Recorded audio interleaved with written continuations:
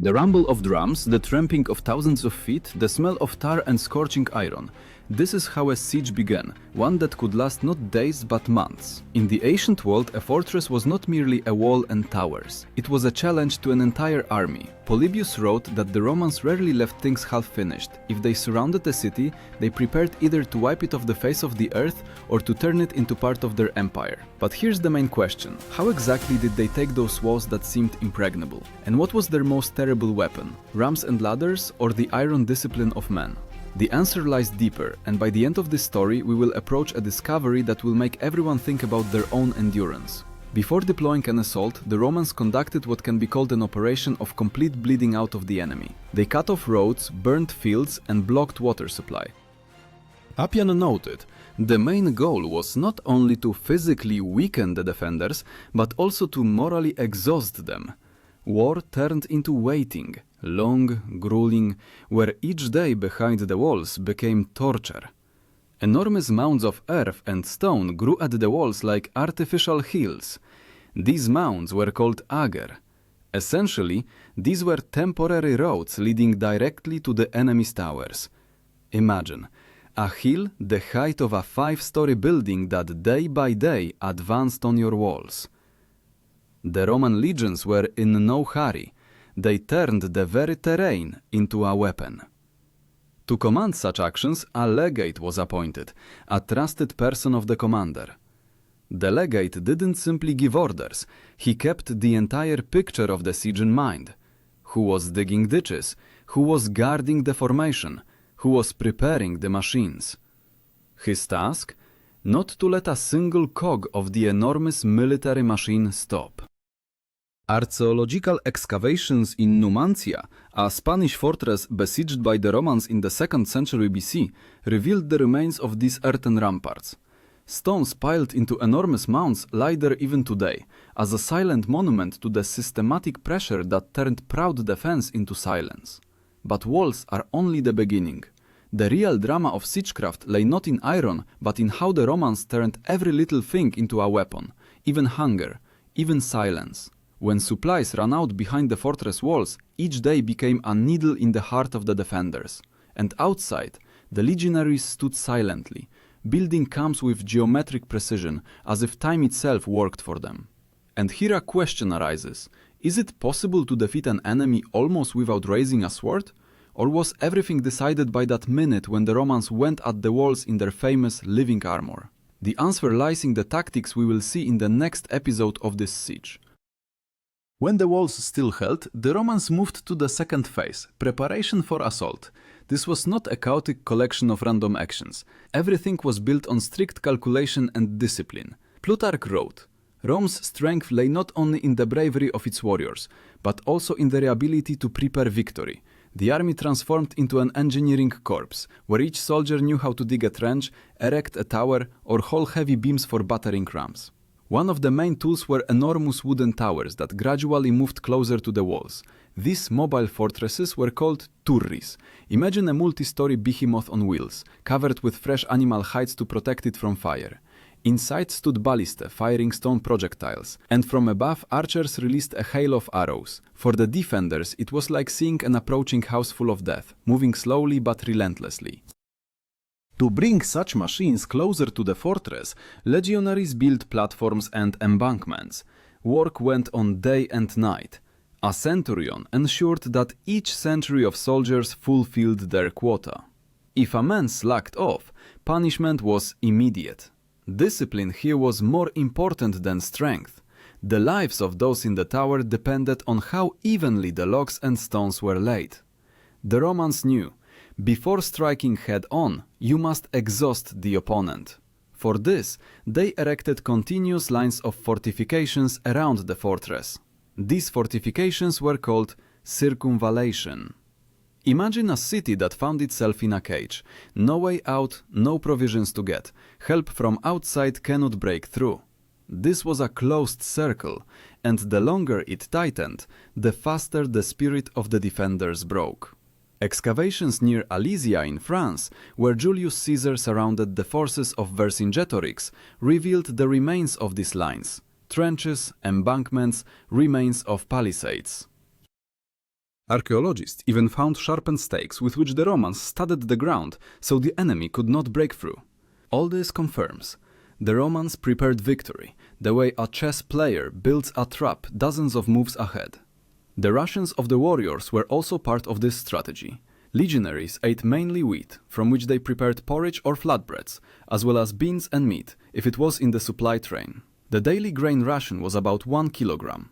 This supply soldiers often carried themselves. Together with weapons and armor, the weight could reach 40 kilograms. Think about it. The assault army was also an army of porters who moved together with their siege machine. For coordinating actions, signals were used: trumpets, horns, banners. A tribune, one of the senior officers, was responsible for the orderly transmission of these signals. In the chaos of construction and preparation, it was he who turned noise into a controlled symphony. One trumpet sound, and thousands of people knew it was time to dig. Another, that they needed to line up to guard the works.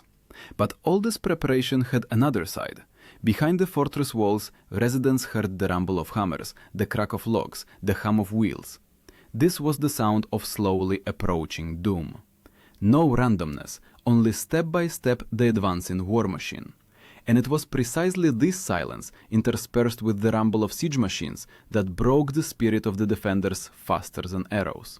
Thus a scene was created where every detail was calculated. The ground beneath the enemy's feet turned into a weapon, their food into weakness, their hope for help into emptiness. But the storm itself was only just gathering. At the moment when the towers moved in close, the real hell began, where ram's standard and walls collapsed. The strike against the walls began not suddenly, but like the long-awaited final chord of an enormous symphony. When the embankments were brought up, the towers ready, the encirclement lines closed, then the main weapon came into play: battering rams. These monstrous beams with iron tips the Romans called aries. The word itself meant ram, because with their strike they truly resembled a powerful blow with horns. The defenders knew, if an aries stood by the wall, then each minute could be the last for their city. To cover the ram, the Romans erected special wooden shelters on wheels, covered with wet hides. These mobile canopies were called testudine arietes. Under them, dozens of men swung a heavy beam and with rhythmic blows crashed into the masonry. The sound was more terrible than the destruction itself, a dull, rolling thunder, as if the earth itself shuddered. For the defenders, this was a signal of the end. But the main image that ancient authors remembered was the tortoise. The battle formation of legionaries, when warriors closed their shields overhead and on the sides, was called testudo. From the outside it looked like an enormous living armor, under which men moved forward slowly but unstoppably. Archers on the walls released arrow after arrow, rolled down burning logs and stones, but arrows bounced off and fire died on the shields. Under such a roof, soldiers moved ladders up to the walls, or covered engineers working at the base. It was precisely this living armor that became the symbol of Roman training. Polybius wrote, "No people could compare with the Romans in their ability to use collective effort. Each warrior was not an individual, but part of a mechanism." Think about it. You stand in cramped quarters, in armor weighing 20 kilograms, with a shield another 10 or so. Above you tar is pouring and stones are flying. And all that is required of you, not to flinch, not to raise your head, not to break formation. This is precisely what legionaries endured. The defenders tried to respond. They built wooden canopies over the walls, a kind of visor, to knock down ladders, poured boiling water and oil. Some sources mention even the use of burning tar. But against discipline, this often proved ineffective. The Romans prepared wet hides for protection in advance, sand for extinguishing fire, tools for undermining. Undermining, another element of assault. Roman sappers, who were called fossores, dug passages under the walls to collapse the towers. They propped up the vaults with wooden beams, doused them with tar and set them on fire. When the beams burned through, the wall settled and cracked. Appian described how entire sections of fortifications fell from such actions, opening a breach for attack. All these elements were coordinated by the commander on the ground, a centurion. He was in the very thick of events, alongside his men. His task was simple and terrible at the same time: to lead forward even if half the soldiers around had already died. In the Roman army, a centurion was more than an officer. This was a man who by personal example showed what it meant to go all the way. The assault was like a compressed spring. Weeks of silence and preparation were replaced by a sudden explosion. Trumpets thundered, rams rumbled, ladders rose to the sky. For the defenders, this was the moment when each second decided the fate of the city. For the attackers, when months of labor could turn into either triumph or defeat. And so, in such a hellish symphony, the main miracle of the Roman war machine occurred. Thousands of men acted as one organism. There was no chaos, no panic, only rhythm, blows following one after another, until the walls began to tremble and crumble. But even the fall of the wall did not yet mean victory. The most terrible thing always waited inside, when the assault turned into street fighting. When a breach appeared in the wall, the bloodiest ordeal began. Outside the battle was noise and iron, but inside the fortress it turned into chaos, where each house became a bastion. Tacitus wrote, "Street fighting for the Romans was harder than any battlefield. Here cavalry didn't work, it was difficult to use formation, and the enemy fought desperately, because behind his back remained families and sanctuary." Heavy infantry rushed first into the breaches. These warriors, with rectangular shields and short gladius swords, formed tight ranks and step by step advanced through the streets. Strikes were short, aimed under the ribs or at the face. The main rule of the gladius: not swing, but precision. Polybius noted, "The Roman sword was created not for beautiful duels, but for dirty and quick work at arm's length." Here the experience of centurions became especially important. Each centurion led about 80 soldiers into battle. His shout, his shield gesture, set the tempo of movement. When the street was narrow, the centurion arranged his men in a wedge to break through a concentration of the enemy. When space widened, he divided the detachment into two parts and squeezed the defenders in pincers. This can be compared to a modern coach who manages a team on the field. Only lives were at stake, and a mistake meant the death of dozens of people. Archaeologists in Jerusalem found traces of such battles from the time of the siege of 70 AD. Remains of burned houses, layers of collapsed masonry, arrowheads and ballista bolts. These finds show that the urban fabric was literally ground into ash and ruins. Each building became a new wall, each street intersection a new battlefield. To suppress resistance, the Romans applied yet another tactic. They set up scorpions on the streets, small throwing machines that fired long bolts. Such weapons pierced right through even several people. They were called in Latin scorpio because the strike resembled a deadly sting.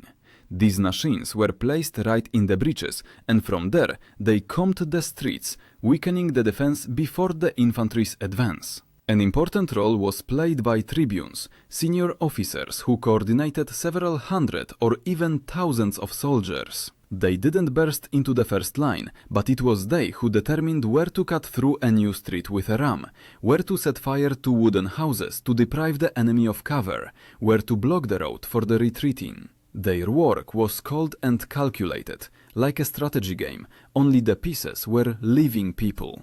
The noise of battle inside the fortress was described by ancient authors as a hellish mixture. The grinding of swords, the clang of shields, the screams of the dying, the roar of trumpets. To this was added the smell of burning tar and wood, ash that settled on faces. For a modern person, this can be compared to footage of destroyed quarters in disaster films. But then there was no cinema, only reality, in which each street resembled ruins after an earthquake. For legionaries, this was a moment of supreme tension. No discipline could fully protect against the chaos of street fighting. Therefore, simple but effective signals were in use. A raised banner meant "hold formation", the sound of a horn, "move forward". Even in smoke and darkness, these signals gave order where chaos reigned. And yet, despite the cruelty and blood, for the Romans the street assault was a necessary stage, proving not only their military might, but also their fortitude of spirit. When a city fell, the next, even more dramatic part began, the decision of what to do with the defeated. Wipe them off the face of the earth or turn them into subjects of Rome. And this decision became the true denouement of the entire siege. When the walls collapsed and street fighting came to an end, the Romans faced the main question: what to do with the city? There was no single rule here. Livy wrote that the fate of the besieged depended on the will of the commander and on how long and stubbornly they resisted. Sometimes residents were spared and turned into allies, sometimes sold into slavery, and sometimes the city was wiped off the face of the earth so that it would become a lesson for the rest. One of the most striking examples was the Carthaginian War. In 146 BC, after a 3-year siege, the Romans burst into Carthage. Appian described that for 6 days street fighting went on, each house became a fortress, and the defenders fought to the last. On the 7th day, the city was taken, and then a terrible decision followed. Carthage was burned, and its inhabitants, about 50,000 people, were sold into slavery. This act became a symbol of Roman ruthlessness. But the outcome was not always like that. Julius Caesar, besieging Alesia in 52 BC, acted differently. After the Gauls surrendered from hunger, he spared the city, but executed its leader Vercingetorix in Rome. Thus, the Romans showed that they were ready to spare those who submitted, but never forgave those who challenged them. An important role at this stage was played by the prefect of the camp, an officer who was responsible for order and distribution of spoils. After the fall of the city, it was he who ensured that property was divided according to established norms. Each soldier received his share, but a significant portion of the riches went to the treasury and for the triumph of the commander. For legionaries, this was a material incentive, the knowledge that for long months of hunger and labor they would receive a reward. Archaeological findings confirm the scale of destruction. In the layers of Carthage and Corinth burned by the Romans, archaeologists find thick layers of ash and charred wood. In some places, collapsed walls preserved traces of the most powerful fire, which could blaze for weeks. This was not simply a military action, but a symbolic destruction of the memory of the city. But along with cruelty, there existed another motive. The Romans knew how to use fear. Rumors of how Carthage was turned to ash spread faster than any army, and the mere mention of Roman siege machines could force a small city to open its gates without a fight. Thus, cruel examples worked as a weapon of future victories. And yet, each siege had its own price. Soldiers died not only from the sword, but also from disease, hunger, and exhausting work. Polybius noted, often the losses of attackers during sieges were no less than those of the defenders. Winter sieges became especially difficult. Cold, dampness, lack of food broke men just as much as enemy blows. Here the special strength of the Roman army manifested itself, the ability to endure hardships. Each legionary was obliged to carry not only weapons, but also equipment for the camp, stakes for the palisade, a cauldron, grain. The weight of his burden could reach 45 kilograms. It was not by chance that legionaries were called Marius's mules, for the fact that they carried half the army on themselves. Thus the terrible arithmetic of siege took shape. Tens of thousands of men, months of labor, thousands of dead, for the sake of one wall, one city, one victory. But this arithmetic made sense. Each taken city strengthened the Roman Empire, made it not simply stronger, but a terrifying force that no one wanted to challenge. However, the final question always remained unchanged. How far can a man go for the sake of victory? And where does the line run between discipline and cruelty, between valor and destruction? The finale of any Roman siege was not only a military victory, but also an act of political theater. A city that fell became a symbol. Its fate turned into a lesson for neighbors, and for soldiers into proof of their endurance and strength. Plutarch wrote, "No people could hold a siege as long and stubbornly as the Romans. Their secret was not in one weapon or technique, but in the combination of engineering, discipline, and iron will." The main principle lay in the fact that a siege was not a spontaneous outburst, but a carefully calculated machine. Caesar in his notes emphasized, the success of a siege was built on constant pressure, where the enemy had to surrender even before swords touched his skin. The Romans mastered the art of taking a city before battle, forcing the enemy to capitulate under the weight of hunger and hopelessness. This was not only a military, but also a psychological assault. The symbol of such pressure became the lines of fortifications that stretched for dozens of kilometers. Alesia was surrounded by ramparts more than 15 kilometers long, and behind them another ring against the relief army. Imagine a city clamped in stone vise, where every meter of earth around was dug up, studded with stakes, and fortified. This is not simply war, but the creation of a new landscape, the transformation of nature into a weapon. But behind all this engineering stood a simple man, a legionary who day after day dug, built, hauled logs and stones on himself. His body wore out, straps chafed his shoulders, his back ached from the weight. Tacitus wrote that a Roman soldier during a siege was no less a builder than a warrior. And this is precisely what made him stronger. He was accustomed to labor, accustomed to endure. The final scene of a siege always had a human face. It could be a city engulfed in flames, or a procession of captives led out to the commander. Archaeologists in Judea found stone inscriptions with the names of Roman units that left their marks on the ruins of destroyed fortifications. This was a kind of autograph of history. We were here and the city fell. But behind each such act stood a question that does not lose its force even today. If the Romans could hold a city in a ring for months, could break the most desperate walls with hunger and iron, then what allowed them not to break themselves? The answer is simple and terrible: collective discipline. Each soldier knew that his life belonged not to him, but to the legion and to Rome. Modern military historians, such as Goldsworthy and Keegan, note it was precisely in sieges that the essence of Roman strategy manifested itself. Here the army's ability to live and live in a long, exhausting struggle was tested. A quick battle could be a matter of chance, but a siege showed who was stronger in will.